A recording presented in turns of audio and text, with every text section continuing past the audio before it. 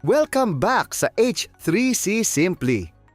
Sa mga nakaraang episodes, natutunan nating mag-add ng access points. Ngayon, ituturo ko ang isa sa pinaka-importanting steps, ang pag-optimize ng 2.4 na GHz at 5 GHz frequencies.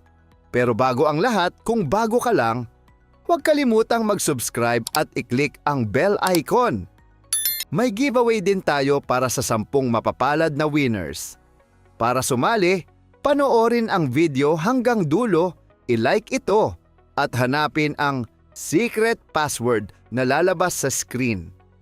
I-comment ang password sa ibaba at mag-register sa Google Form link sa description. Magsimula tayo. Mag-login sa inyong project, pumunta sa network-wide at piliin ang radio configuration. I-click ang edit icon. Heto ang mga dapat nating tandaan. Mode.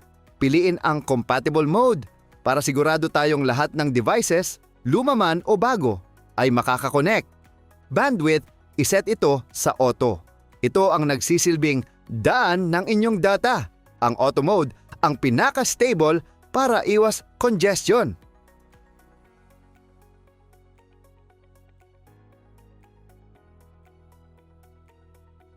Channel, mas mabuting naka-auto ito para kusa niyang piliin ang pinakamalinis na channel na walang interference mula sa ibang routers.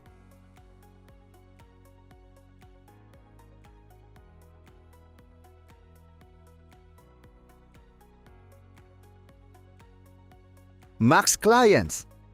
Para hindi bumagal ang internet, ilimit natin ito sa 100 devices. Pagkatapos, i-click lang ang OK. Ang ating secret password ay AO-Link. I-comment na, yan!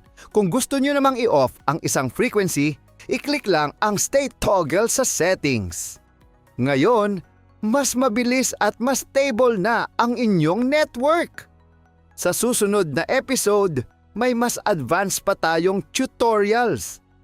Huwag kalimutang i-like ang video. Salamat sa panonood sa H3C Simply.